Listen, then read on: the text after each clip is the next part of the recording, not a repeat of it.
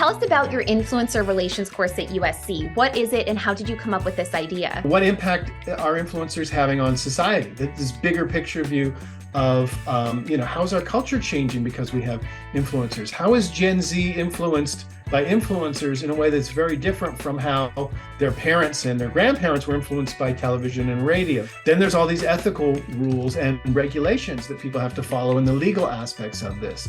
There's also diversity, equity, and inclusion issues. So each of these sort of became a topic for a class. And then as we started to think about how to structure that into a textbook, it became a chapter in the textbook. So I worked with my publisher, Sage Publishing, which is a big academic textbook publisher, and my two wonderful co-authors, Ulrika Gretzel and Rosella Gambetti, and we came up and wrote this book over the last couple of years called Influencers and Creators. We tried to cover the gamut for people who want to use this in a business school, or they want to use it in a much more critical sense of thinking about how media and culture are changed by things like social media and the influencer ecosystem that thrives as a part of it. For people who may not know, how would you describe what an influencer is and does? There are a lot of definitions, and a lot of them tend to involve large audiences and making money for doing brand deals.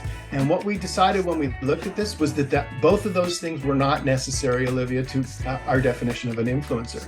We thought that an influencer was someone who spoke with a distinctive and unique voice and gathered an audience with a flow of consistent material using social media. Whether you've got a brand deal or not, you're doing this behavior that is very much like an influencer. Now, there are different kinds of influencers. There are big ones like mega influencers or micro. The more typical influencer is someone who's, posting the occasional selfie, and once in a while they might get someone who sends them a piece of clothing and asks them to model it. How do creators play into it? Are they the same thing as influencers? People tend to use those synonymously. And in fact, influencers have become a bit of a dirty word, like you're manipulating people or you're coercing them. So a lot of the influencers themselves are saying, I'm not an influencer, I'm a content creator. We don't think it's a dirty word. The way that we've defined it, it's just an activity where people are intentionally gathering an audience, as we said.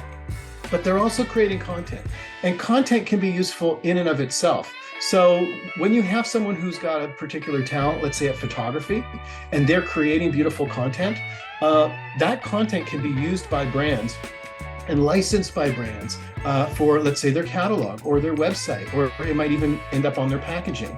And so people who deliberately create content or who have created content for other purposes that then license it to others for use as content, rather than lending their voice and their audience to others, they're the creators. There's a lot of money in this area. I saw some statistics recently that the influencer marketing industry was worth approximately $8 billion in 2019, projected to be worth up to $15 billion by 2022. So are there any other stats that we could discuss when it comes to money in this area? I think those are actually underestimates because they don't look at the whole industry around it. So what those things tend not to include are things like, if I started up a software company that created a platform that helped people to find influencers, or used AI to figure out who has, engagement rates that are higher than others, but it's kind of hidden, or who has more fake followers. All of that is kind of hidden as software rather than as part of the industry, even though it's a clear part of the industry. Influencers are a global phenomenon, and they're much bigger and more sophisticated, and the way that they're interrelated with platforms is sort of much more evolved in Asia than it is in the United States and North America right now. One of the things that we talk about is how virtual influencers are becoming more important. And now with ChatGPT and with AI, we're going to see virtual influencers combined with chatbots more and more. We've already seen some early versions of those.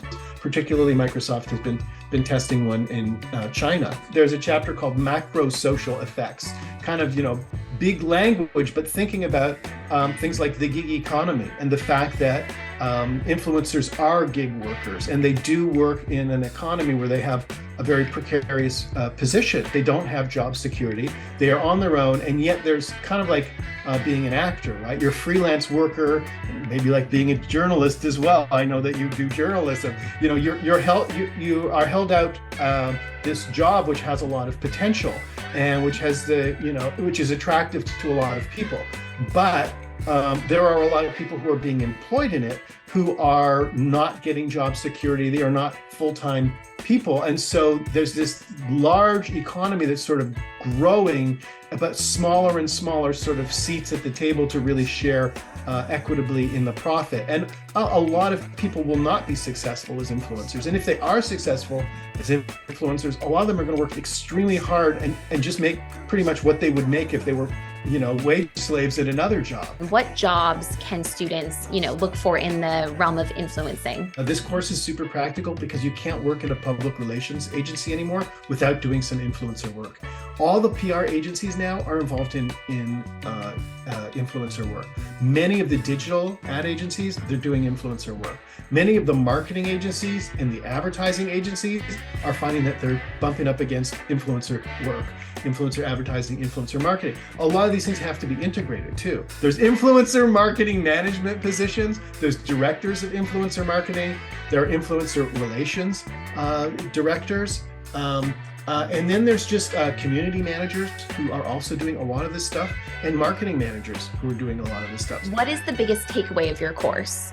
Influencers are here to stay, that they're important, that industry is rapidly changing, and that there are a lot of parts of it that have opportunity for students and for professionals in the future.